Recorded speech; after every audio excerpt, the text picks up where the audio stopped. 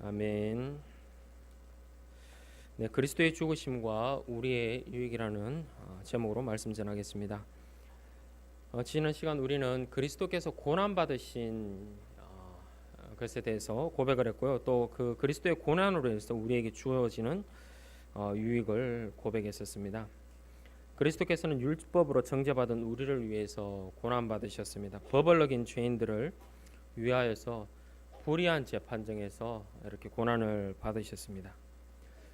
예수님께서 불의한 재판정에서 정죄를 받으셨죠. 그러므로 우리는 의롭다 불리게 됩니다.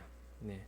오늘은 그리스도께서 죽으심과 우리가 얻는 유익에 대해서 함께 고백하도록 하겠습니다. 지금 사도신경의 성자 하나님의 이제 낮아지심의 부분 마지막이고요. 다음 주부터는 이제 높아지심을 고백할 텐데, 네, 낮아지심의 부분 함께 이제 마지막으로 한번 고백해 보겠습니다. 40문답입니다. 40문답.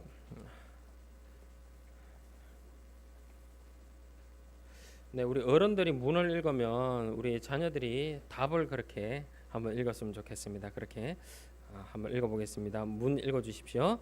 그리스도는 왜 죽기까지 낮아져야 했습니까?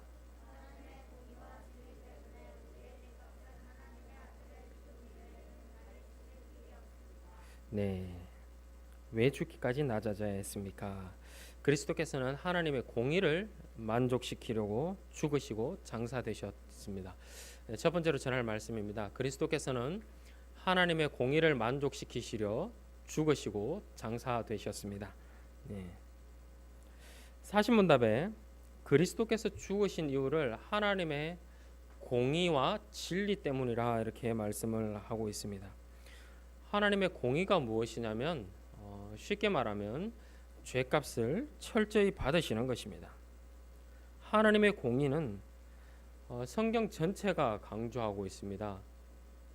하나님께서 아담에게 말씀하셨습니다. 선악을 알게 하는 나무의 열매는 먹지 말라.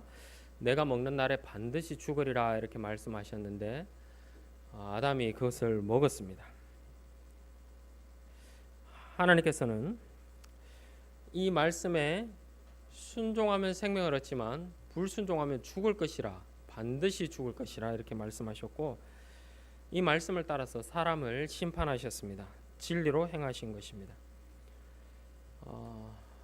공의를 진리로 행하십니다. 첫사람 아담은 그렇게 하나님의 심판을 받아서 낙원에서 쫓겨났습니다. 그리고 이제 죽게 되었습니다. 불순종의 결과가 죽음입니다. 우리 로마서 5장 12절을 우리 같이 한번 읽어보도록 하겠습니다.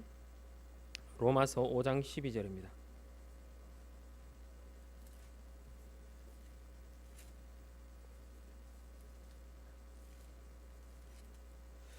네, 한 목소리를 함께 읽어보겠습니다. 그러므로 한 사람으로 말미암아 죄가 세상에 들어오고 죄로 말미암아 사망이 들어왔나니 이와 같이 모든 사람이 죄를 지었으므로 사망이 모든 사람에게 이르렀느니라. 아멘. 한 사람 아담으로 인해서 죄가 세상에 들어왔습니다. 죄로 말미암아 사망도 들어왔습니다. 아담에게 반드시 죽으리라 하셨던 그 하나님의 그 경고가 공의롭게 이루어졌고, 그로 말미암아 세상에 죄가 들어왔고 모든 사람이 다 사망에 이르렀다 그렇게 말씀하고 있습니다.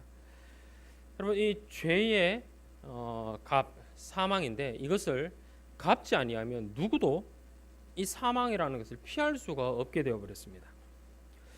우리 뒷장에 로마서 6장 20절 21절도 한번 읽어보도록 하겠습니다. 로마서 6장 20절 21절입니다. 로마서 6장 20절 21절입니다. 함께 읽어보겠습니다. 너희가 죄의 종이 되었을 때에는 의에 대하여 자유로웠느니라. 그러나 그때 무슨 열매를 얻었느냐? 이제는 너희가 그 일을 부끄러워하나니 이는 그 마지막이 사망임이라. 죄의 종으로 살면서 맺은 열매가 무엇이라 말씀하고 있습니까? 보시면 그 마지막이 사망이라 이렇게 말씀하고 있습니다. 죄의 열매는 사망입니다. 23절에서는 죄의 삭은 사망이요 하고 말씀하고 있죠. 6장 23절에 이것이 성경 전체에서 말씀하고 있는 죄의 결과입니다. 죄는 반드시 죽습니다. 예. 이것이 하나님이 공의로우신 분이시기 때문에 이것이 변함이 없습니다. 그러면 죄 지은 우리가 하나님의 공의를 어떻게 만족시킬 수가 있겠습니까? 사실 우리가 스스로의 목숨을 내어놓는다 할지라도 이 일은 할 수가 없습니다. 죄의 빛이 너무 커서 우리의 몸과 영혼을 다 하나님께 내어놓는다 할지라도 우리 죄값을 탕감받을 수가 없습니다. 그래서 하나님의 아들께서 죽으셔야 했던 것입니다. 하나님의 아들의 죽음이 아니라면 우리는 어떤 방법으로도 이 죄값을 치를 방도가 없습니다. 우리 히브리서 말씀을 함께 읽어보도록 하겠습니다. 히브리서 2장입니다. 이 히브리서 2장 말씀도 사실 여러 번 이렇게 읽었던 내용이지만 계속해서 반복해서 또 읽도록 하겠습니다. 2장 9절과 그리고 14절 15절 이렇게 좀 읽어보도록 하겠습니다. 2장 9절과 14절과 15절입니다. 우리 함께 한 목소리를 한번 읽어보겠습니다. 오직 우리가 천사들보다 잠시 동안 못하게 하심을 입은 자 곧 영광과 존귀로 관을 쓰신 예수를 보니 이를 행하심은 하나님의 은혜로 말미암아 모든 사람을 위하여 죽음을 맛보려 하심이라. 14절 15절입니다. 자녀들은 혈과 육에 속하였음에 그도 또한 함께 지니심은 죽음을 통하여 죽음의 세력을 잡은 자 곧 마귀를 멸하시며 또 죽기를 무서워함으로 한평생 매여 종로로 타는 모든 자들을 놓아주려 하심이니. 아멘. 9절 보시면 모든 사람을 위하여 죽음을 맛보려 하심이라 말씀하고 있습니다. 모든 사람이 죽어야 하기 때문입니다. 그래서 예수님께서 죽음을 맛보신 것입니다. 14절에는 죽음을 통하여 죽음의 세력을 잡은 자 마귀를 멸하셨다. 우리 주님의 죽으심으로 뱀의 머리가 깨어졌고 죄의 종이 된 백성들이 해방되었습니다. 마귀가 죄를 권능으로 삼아가지고 죄를 가지고 우리를 옥죄죠. 너 죄 지었지 이렇게 해가지고 우리를 딱 올가매고 종노릇 시키는데 우리 주님께서 대신 죽으심으로 이 모든 권세가 다 깨어졌던 것입니다. 죄로 인해 사망의 음침한 골짜기로 다니며 사망을 두려워하여 죄의 종에서 벗어나지 못하던 자녀들을 위하여서 자신을 주신 것입니다. 그리스도의 죽음으로 죽음이 죽었다 이렇게 표현하죠. 참 이 히브리서 2장은 이 표현으로 굉장히 많이 사용됩니다. 죽음의 죽음. 네. 그리스도의 죽으심으로 죽음이 죽었다. 이를 생각하면서 우리 다시 한번 사신문답을 한번 읽어보도록 하겠습니다. 사신문답입니다. 아까 읽었던 것 다시 한번 고백해 보겠습니다. 함께 읽겠습니다. 그리스도는 왜 죽기까지 낮아져야 했습니까? 하나님의 공의와 진리 때문에 우리의 죄값은 하나님의 아들의 죽음 이외에는 달리 치를 길이 없습니다. 우리 주 예수 그리스도께서는 하나님의 공의와 진리 때문에 죽으셨습니다. 네, 이어서 41문답도 함께 한번 읽어보도록 하겠습니다. 41문답입니다. 함께 읽겠습니다. 그리스도는 왜 장사되셨습니까? 그리스도의 장사되심은 그가 진정으로 죽으셨음을 확증합니다. 네, 예수님께서 장사되셨다 이렇게 고백을 하고 있습니다. 무덤에 묻히셨다는 것이죠. 요리문답은 이 문구가 우리에게 주는 가르침을 이렇게 말하고 있습니다. 그가 진정으로 죽으셨음을 확증합니다. 이렇게 말씀하고 있죠. 예수님께서 무덤에 묻히셨다는 것은 굉장히 중요한 사실입니다. 예수님은 진짜 죽으셨습니다. 네, 죽은 척 하시지 않으셨습니다. 만일 예수님께서 죽은 척 하신 것이라면 우리가 어떻게 해야 되겠습니까? 진짜 죽어야 합니다. 네. 하나님의 공의와 진리로 인해서 우리가 스스로 값을 지불해야 되는 상황이 되는 것이죠. 지난주에 살펴보았듯이 본디오 빌라도는 예수님을 공적인 재판석 상에서 의롭다 선언했고, 그러나 불의하게 내어주었죠. 본디오 빌라도는 정말 우리 믿음을 위하여서 열심히 자기 삶을 불태우다 간 사람입니다. 네. 이 예수님께서 무덤에 묻히신 것 또한 본디오 빌라도는 공적으로 확인을 해줍니다. 우리가 오늘 읽었던 마가복음 5장 44절에 빌라도는 예수께서 벌써 죽었을까 하고 이상히 여겨 백부장을 불러 죽은 지가 오래냐 묻고 백부장에게 알아본 후에 요셉에게 시체를 내주었다, 이렇게 말씀하고 있습니다. 사망 확인 절차가 다 끝났습니다. 끝나고 나서 시체를 내주었다. 빌라도는 공적으로 일을 하는 사람이었죠. 당대의 통치자로서 예수님의 죽음을 공인한 것입니다.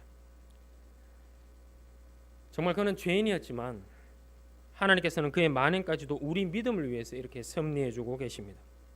우리는 예수님께서 진실로 죽었다 하는 것을 확신할 수 있게 되었습니다. 그래서 이제 우리를 사망이 더 이상 좌지우지 못하도록 우리에게 확신을 주시는 것입니다. 우리 다음 두 번째로 전거드릴 말씀은 우리는 죽어서나 살아서나 그리스도의 죽으심으로 유익을 얻습니다. 우리가 죽었어도 유익을 얻고요, 살았어도 그리스도의 죽으심으로 유익을 얻습니다. 죽어서나 살아서나 그리스도의 죽으심으로 유익을 얻습니다. 예수님께서 분명히 우리를 대신하여서 죽었습니다. 하지만 우리는 어떻습니까? 여전히 죽지 않습니까? 예수님께서 죽으셨는데 왜 우리가 여전히 죽어야 합니까? 이게 정말 중요한 질문입니다. 우리 42문 답인데 우리 어른들이 42문을 읽고요, 답은 우리 자녀들이 읽고 그렇게 한번 해보겠습니다. 문 읽어주십시오.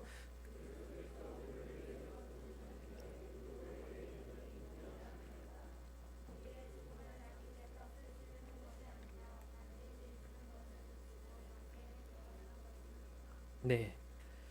네, 이 고백은 정말 은혜롭습니다. 그리스도의 죽으심으로 인해 이제 죽음도 우리에게 어떻다고 합니까? 유익이 된다고 이야기를 하고 있는 것입니다.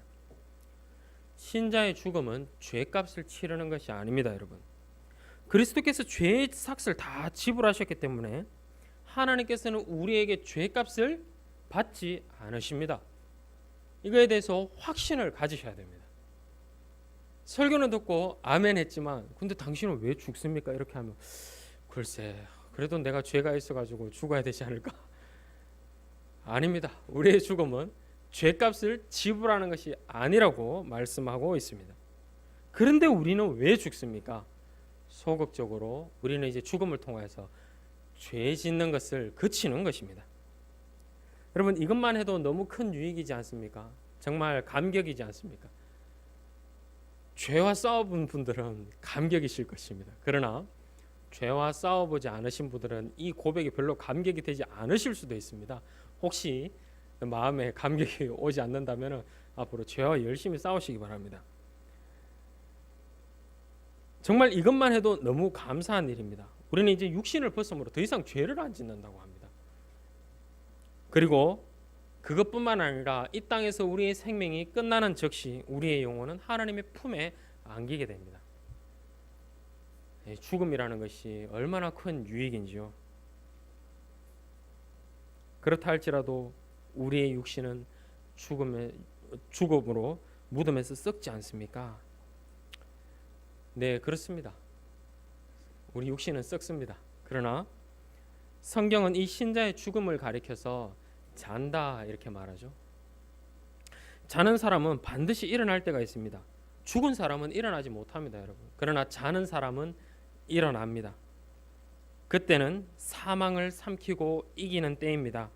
우리의 썩을 육신이 반드시 썩지 않을 것을 입을 것이라 이렇게 약속을 해주셨는데 우리 이 약속의 말씀을 한번 읽어보겠습니다. 고린도전서 15장입니다.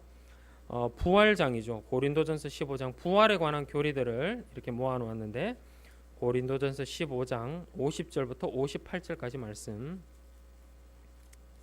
네, 8절인데 우리 또 한 절씩 교독해 보도록 하겠습니다. 우리 자녀들이 먼저 읽고 어른들이 읽고 50절부터 58절까지 말씀입니다. 함께 읽겠습니다. 시작. 형제들아, 혈과 육은 하나님 나라를 이어받을 수 없고 또한 썩는 것은 썩지 아니하는 것을 유업으로 받지 못하느니라.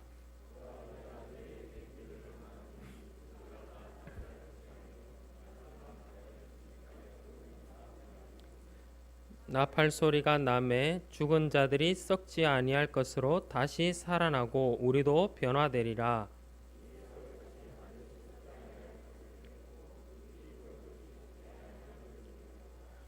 이 썩을 것이 썩지 아니함을 입고 이 죽을 것이 죽지 아니함을 입을 때에는 사망을 삼키고 이기리라고 기록된 말씀이 이루어지리라.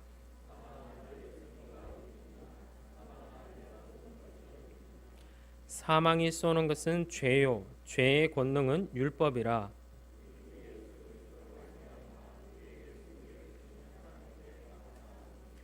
그러므로 내 사랑하는 형제들아, 견실하며 흔들리지 말고 항상 주의 일에 더욱 힘쓰는 자들이 되라. 이는 너희 수고가 주 안에서 헛되지 않은 줄 알미라. 아멘. 네, 사도께서 지금 썩어 없어질 혈과 육은 하나님의 나라를 이어받을 수 없다 이렇게 말씀을 하셨습니다. 그러면 51절 그리고 51절 보시면 우리가 다 잠잘 것이 아니라 이렇게 말씀하는데, 이 표현은 진짜 자는 것을 가리키는 것이 아니라 우리가 다 죽고 끝날 것이 아니라 하는 이런 표현이죠. 신약 성경 여러 곳에서 성도의 죽음을 잠자는 것처럼 표현합니다.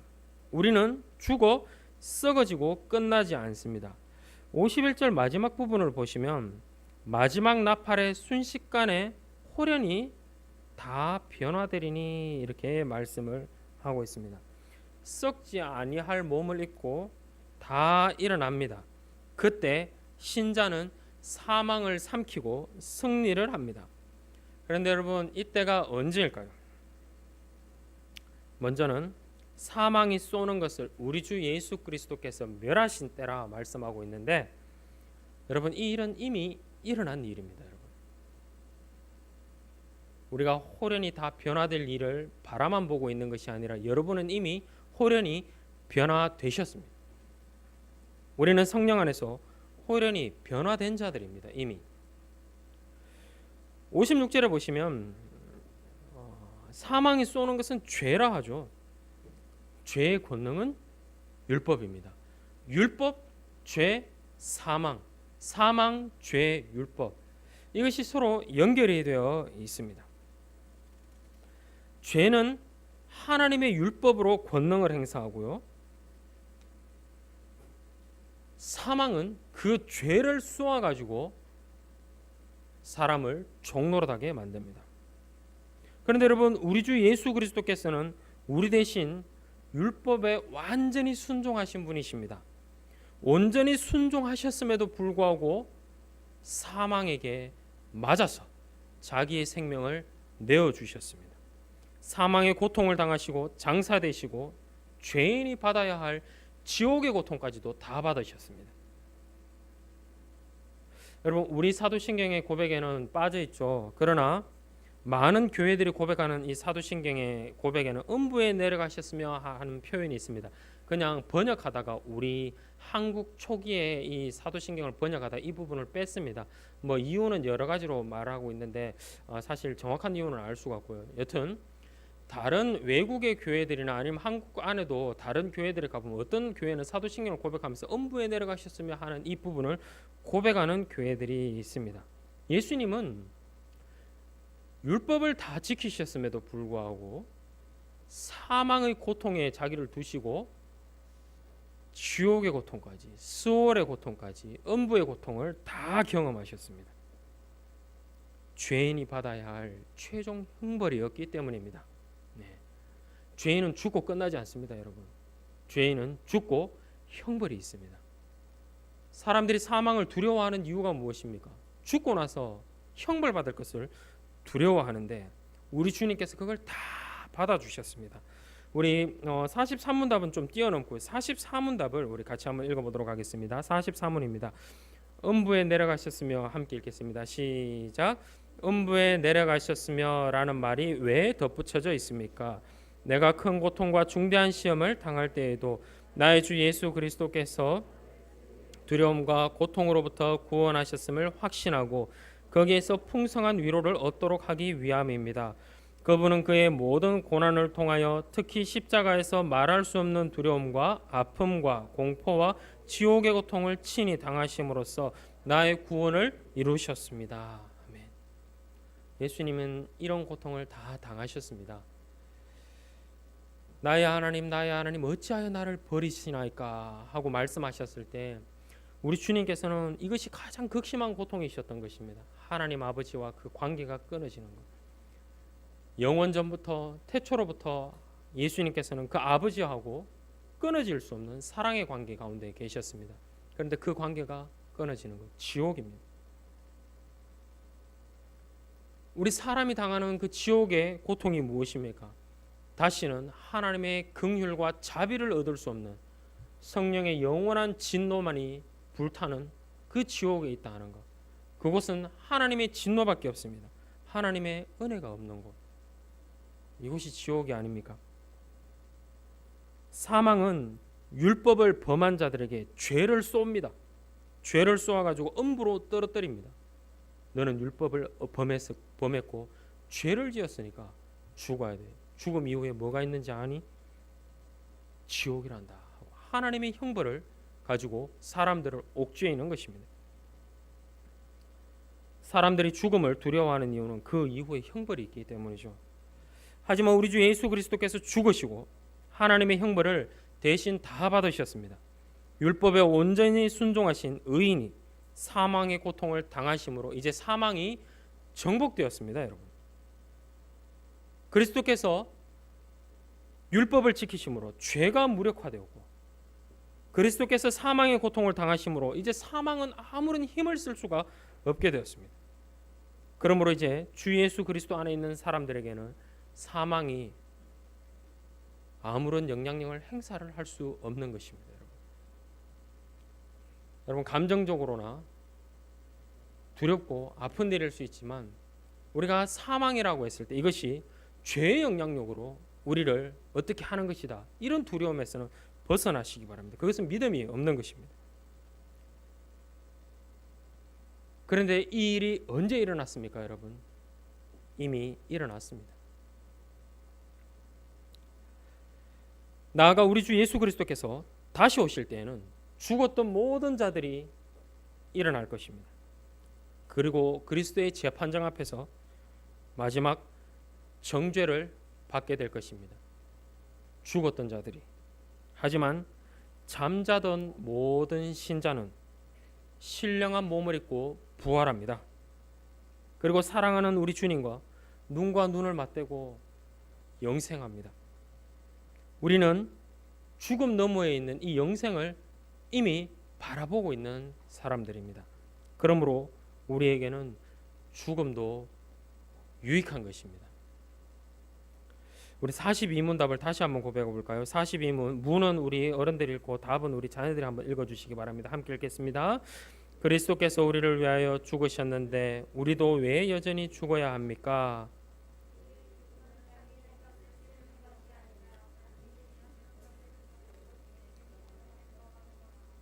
아멘. 죽음도 우리에게 유익입니다. 그리고 다음으로 그리스도의 죽으심은 우리가 살아가는 데에도 유익이 있습니다. 40문답은 우리가 살아서 받는 유익을 가르쳐 주는데 우리 함께 좀 고백해 보겠습니다. 함께 우리 다 같이 한번 읽어보도록 하겠습니다. 시작. 그리스도의 십자가의 제사와 죽으심에서 우리가 받는 또 다른 유익은 무엇입니까? 그리스도의 죽으심의 경효로 우리의 옛사람이 그와 함께 십자가에 달리고 죽고 장사되며 그럼으로써 육신의 악한 소욕이 더 이상 우리를 지배하지 못하게 되고 오히려 우리 자신을 그분께 감사의 제물로 드리게 됩니다. 아멘. 여러분 이 요리문답의 40문에 보시면 계속해서 이 그리스도의 죽음을 십자가, 제사 이렇게 연결을 시키고 있습니다. 그냥 예수님이 죽으심이 우리에게 어떤 유익을 줍니까? 이렇게 물어도 되겠는데 왜 이런 단어를 쓰고 있냐면은 그리스도의 죽음이 대속의 의미를 지녔음을 한시도 잊지 않을 수 있도록 우리에게 자꾸 이렇게 경각심을 일깨워 주는 것입니다, 여러분. 십자가가 무엇입니까? 율법을 범한 죄인들이 하나님의 저주를 받았음을 확증하는 것입니다. 여러분, 제사가 무엇입니까? 율법을 범한 죄인들이 짐승을 가지고 나와서 하나님과 화목하기 위해서 드리는 것이죠. 요리문답은 예수 그리스도의 이 구속 사역과 우리의 구원 사이에 정말 요거만큼의 보이지 않는 틈도 생기지 아니할 수 있도록 계속해서 우리를 이렇게 일깨워주고 있는 것입니다. 그리스도의 그 모든 사역과 우리의 어떤 것하고도 뗄 수 없다 하는 것을. 여러분, 이 그리스도의 죽으심이 율법과 떨어져 버리면 우리하고 아무 상관이 없어져 버리는 것입니다, 여러분. 43답은 그래서 예수님의 죽으심은 우리에게 큰 유익이 있는데 43답은 그것을 그리스도의 죽으심의 공효라 표현합니다. 공효란 공을 들인 효과입니다. 공을 들인 그 효과가 다 두루 미친다. 우리에게. 이 공효로 말미암아 우리는 살아서도 유익을 누릴 수가 있습니다. 여러분, 그렇지만 우리가 이 고백을 진지하게 우리의 것으로 하기 전에 명심해야 될 것이 있는데 그것이 무엇이냐면 그리스도의 은혜가 모든 사람들의 것은 아니라는 것이죠. 네. 중보자가 계시지만 모든 사람이 다 구원받을 수 있습니까, 여러분? 무엇이 있어야 구원받을 수 있습니까? 네, 참된 믿음이 있어야 구원받습니다. 믿음을 고백하고 세례를 받는 사람들. 그래서 이 유익은 세례와 연결하여서 이해를 해야 합니다. 우리 지금 읽고 있는 40문답을 보시면 답을 보시면 크게는 뭐 세 가지 정도로 구분해 볼 수 있도록 나타나는데 실제로는 두 가지로만 이렇게 좀 구분을 해가지고 좀 보도록 할 텐데 여기에서 나타나는 유익은 두 가지. 첫 번째는 칭의 혹은 죄사함입니다. 첫 번째 유익은 칭의 혹은 죄사함이며 두 번째 유익은 중생 혹은 성령으로 말미암아 우리의 본성이 새로워지는 것입니다. 두 번째 유익은 중생입니다. 성령으로 말미암아 우리의 본성이 새로워지는 것. 첫 번째 유익은 칭의 혹은 죄사함이죠. 43답을 한번 보시기 바랍니다. 우리의 옛사람이 그와 함께 십자가에 달리고 죽고 장사되며 이렇게 고백을 하고 있습니다. 예수 그리스도의 죽으심으로 인해서 우리의 옛사람이 죽었다 이렇게 고백을 하고 있죠. 이미 죽었습니다, 여러분. 죽었다 살았다 하는 것이 아니라 죽고 끝이 났습니다. 예수님이 죽으셨는데 그렇다면 우리의 옛사람은 언제 죽었느냐?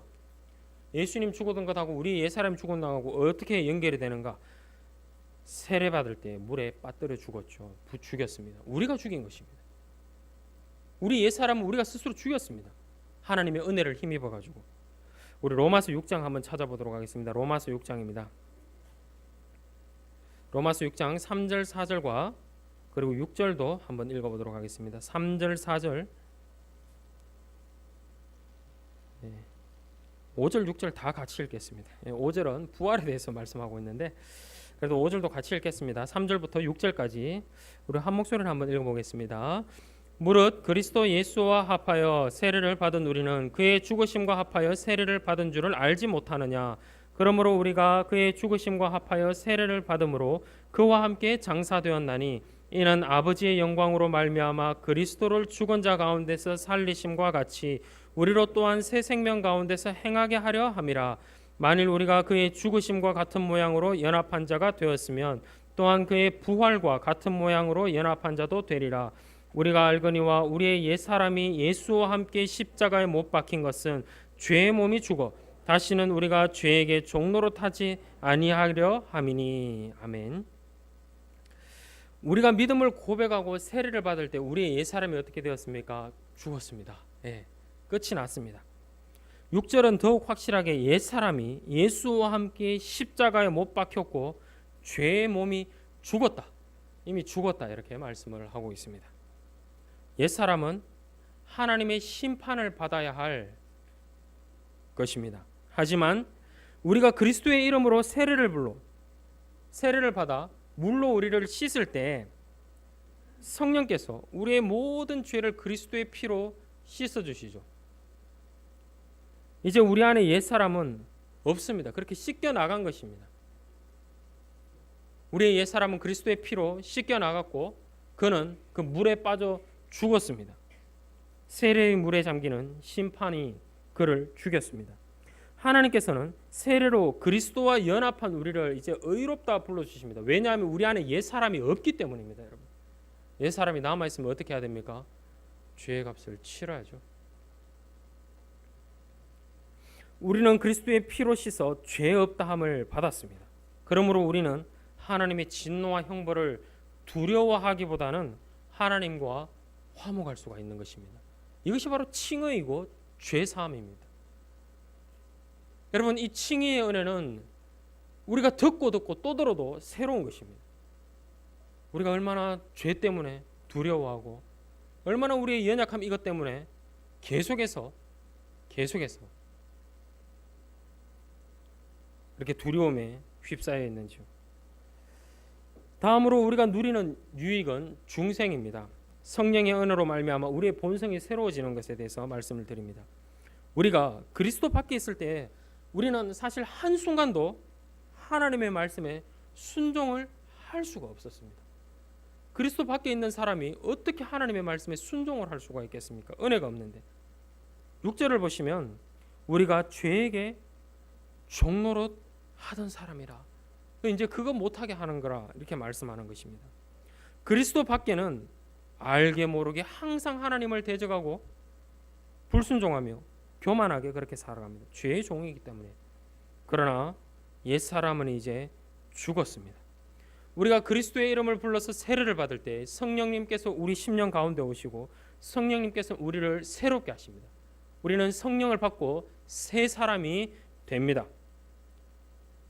그리고 이 새 사람은 이제 순종할 수 있습니다. 우리 안에 성령님이 계시기 때문입니다. 여러분은 이미 옛사람을 십자가에 못 박으셨습니다. 성령께서 지으신 새 사람들이십니다. 43답의 두 번째 단락을 한번 좀 보았으면 좋겠습니다. 43답, 육신의 악한 소욕이 부분이죠. 43답에 그럼으로써, 우리 같이 한번 읽어보겠습니다. 그럼으로써 육신의 악한 소욕이 더 이상 우리를 지배하지 못하게 되고 오히려 우리 자신을 그분께 감사의 제물로 드리게 됩니다. 옛사람은 죽었지만 여러분, 여전히 우리 안에 무엇이냐면 육신의 소욕이라는 것이 있습니다. 이 소욕이라는 단어는 욕심을 의미하는 것입니다. 내 안의 욕심이 나를 위하여서 이 세상에 많이 널린 것들 계속 욕심을 부리죠. 눈에 보이는 것이든 보이지 않는 것이든, 잡히는 것이든 잡히지 않는 것이든, 사람과의 관계 속에서나 물질적인 것에서나 계속 욕심을 부리고 그렇게 살아가는데, 왜 그러냐면 자기 자신의 이 살아있는 몸뚱아리를 위해 가지고. 우리의 육신이 이 땅 가운데 살아가는 한, 이 땅은 아직 완전히 새롭게 구속받지 못했습니다. 여전히 결핍이 있는 상태인 것입니다. 그러다 보니까 계속해서 욕심을 부리며 살아갑니다. 하지만 우리 안에 옛사람은 없습니다, 여러분. 우리 안에 누가 계십니까? 성령님이 계십니다. 그렇기 때문에 우리는 이 육신의 소욕, 욕심, 이거하고 싸울 수 있습니다. 우리는 싸워서 이길 수도 있고 하나님의 뜻을 따라 살아갈 수 있습니다. 성령으로 말미암아 우리 본성이 다 새롭게 되었기 때문입니다. 우리는 이제 죄 짓는 것을 거치고 영생에 들어가기까지 이 땅에서 죄와 싸웁니다. 우리 안에 계신 성령님께서 우리를 도와주십니다. 그분은 그리스도께서 죽기까지 우리에게 베풀어 주신 그 사랑을 계속해서 우리에게 깨닫게 해주십니다. 우리 안에서 성령님께서는 우리 안에 계시면서 예수 그리스도가 음부에까지 내려가신 그 죽음의 고통, 왜 당하셨는지, 그 죽음의 고통이 무엇인지 우리에게 계속해서 깨우치고 가르치시고, 그걸 마음으로도 느낄 수 있게 해주시고요, 이성으로도 알 수 있게 해주시고요, 우리의 입을 열어서 감사의 고백을 할 수 있도록 성령님께서는 우리를 그렇게 인도하여 주십니다. 우리는 그러한 그리스도의 사랑을 힘입어서 그리스도를 따라서 이제 죄에 대해서 죽어야 합니다. 그리고 죽을 수도 있습니다, 여러분. 로마서 6장 10절부터 14절까지 말씀입니다. 로마서 6장 10절부터 14절까지 말씀. 우리 함께 한 목소리를 한번 읽어보도록 하겠습니다. 로마서 6장 10절부터 14절까지 말씀입니다. 함께 읽겠습니다. 그가 죽으심은 죄에 대하여 단번에 죽으시며 그가 살아계심은 하나님에 대하여 살아계심이니 이와 같이 너희도 너희 자신을 죄에 대하여는 죽은 자요 그리스도 예수 안에서 하나님께 대하여는 살아있는 자로 여길지어다. 그러므로 너희는 죄가 너희 죽을 몸을 지배하지 못하게 하여 몸의 사욕에 순종하지 말고 또한 너희 지체를 불의의 무기로 죄에게 내주지 말고 오직 너희 자신을 죽은 자 가운데서 다시 살아난 자 같이 하나님께 드리며 너희 지체를 의의 무기로 하나님께 드리라. 죄가 너희를 주장하지 못하리니 이는 너희가 법 아래에 있지 아니하고 은혜 아래에 있음이라. 아멘. 우리는 그리스도와 연합했습니다. 성령님께서 우리 안에 계십니다. 죄가 우리를 주장하지 못하는 것은 우리가 은혜 아래에 있기 때문이라는 것입니다. 그리스도의 은혜가 우리를 주장하고 있는데 그 그리스도의 은혜에 힘입어서 죄를 이길 수 있는 힘이 있다는 것입니다. 그 은혜에 감사하며 그 은혜를 힘입어 육신의 악한 소욕과 싸웁니다. 로마서 말씀이 뭐라고 합니까? 이 죽을 몸이 부리는 욕심. 그러나 우리는 새 사람이지 않습니까? 그러니까 이 죽을 몸이 부르는 욕심, 그거와 싸우라는 것입니다. 물론 그렇다고 해서 우리의 영과 우리의 몸이 분리되는 것이 아닙니다. 그러나 여러분, 무엇을 말씀드리고자 하는 것이냐면 이 육신을 욕심 부리고 이 육신의 안위를 위해 가지고 살아가면 반드시 넘어진다는 것입니다. 성령의 소욕이 우리 육신의 소욕과 싸웁니다. 성령의 소욕이 승리하고 하나님의 뜻을 쫓아서 우리가 살려고 하면 어디에다가 욕심을 버려야 되냐면 내 이 죽을 몸에서 욕심을 버려야 하는 것입니다. 그럼 이게 제일 힘든 겁니다. 살면서 내 몸뚱아리 포기하지 못해서 모든 문제들이 일어나는 것이지 않겠습니까? 그러나 우리는 싸울 수 있는 무기가 생겼습니다. 그게 바로 그리스도의 은혜입니다. 그리스도의 은혜로 우리 몸을 이제 의의 무기로 하나님께 드리시는 여러분들이 되시기 바랍니다. 성령 안에서 예수 그리스도의 은혜를 힘입어서 우리는 하나님께 우리의 몸을 의의 무기로 드릴 수가 있게 되었습니다. 바울 사도는 그리스도께서 베풀어 주신 이 구원의 유익을 누구보다도 깊이 아는 사람이었죠. 사도였습니다. 그는 예수 그리스도를 직접 보았고 모든 계시를 다 아는 사람이었습니다. 그가 빌립보 성도들에게 이렇게 고백합니다. 내게 사는 것이 그리스도니 죽는 것도 유익함이라. 이렇게 말합니다. 바울 사도는 이 말씀을 하면서 그리스도의 죽으심의 공효를 알았던 사람입니다. 그래서 그리스도의 죽으심의 공효로 인해서 자기 이 육신의 죽음 이후에 있는 그 영원한 생명, 그 황홀한 영생을 알고 있어서 죽음의 문을 얼른 빨리 뛰어넘고 죄 짓는 것을 그치고 그리스도와 함께 있고 싶다 이렇게 고백을 하죠. 빌립보서 1장에서 내가 빨리 그리스도와 함께 있고 싶다. 그러나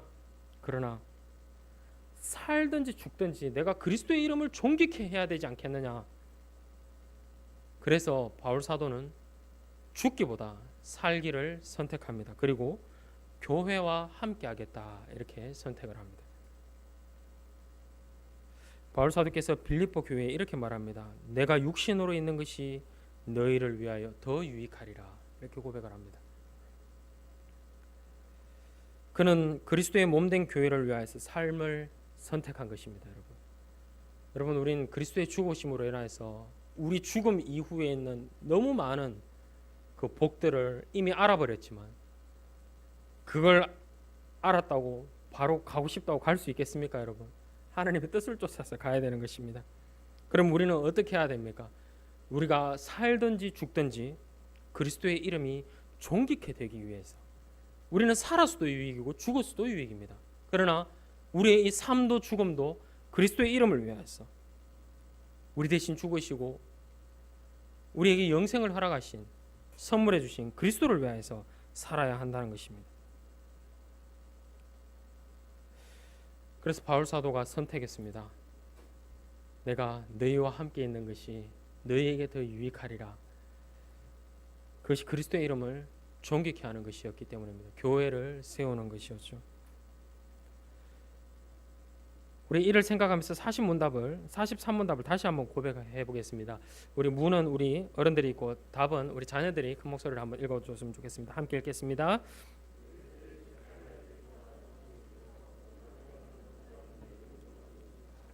그리스도의 죽으심의 공효로 우리의 옛사람이 그와 함께 십자가에 달리고 죽고 장사되며 그렇음으로써 우리의 악한 소욕이 더 이상 우리를 지배하지 못하게 되고 오히려 우리 자신을 그분께 감사의 제물로 드리게 됩니다. 아멘. 우리의 이 육이 원하는 그 모든 것, 그리스도의 죽으심의 그 은혜로 이겨낼 수 있다는 것입니다. 그리스도의 몸인 교회를 위하여서 여러분들의 몸을 감사의 제물로 드리는 그런 삶을 살아가시기 바랍니다. 작은빛 교회 역사에 있다가 잠시 사라지는 것이 아닙니다. 그리스도의 몸이고 공교회이고 영혼 가운데 있는 것입니다. 하나님의 말씀을 쫓아서 교회를 세우고 섬기는 삶을 살아가는 것은 정말 우리 육신을 내어놓고 우리 육신을 버려 성령의 뜻을 쫓아가는 사람이 아니라면 할 수 없는 것이라 하는 것을 생각해 주시기를 바랍니다. 그리고 우리의 몸을, 이 썩을 몸을 위하여서 일하지 말고 영생하는 주님의 몸 교회를 위하여서 봉사하고 섬기시는 우리 성도님들이 다시 되셨으면 좋겠습니다. 함께 기도하겠습니다. 먼저 함께 기도할 것은 감사의 기도를 드렸으면 좋겠습니다. 주님, 원래 내가 죽어야 할 자이지만 그리스도께서 나를 대신하여 죽으심 감사합니다 하고, 그리고 우리가 하나 더 구해야 할 것은 이 그리스도의 죽으심을 담대하고 확실하게 이렇게 믿을 수 있는 믿음을 더하여 주시옵소서. 그래서 이제 내가 나를 위하여 살 것이 아니라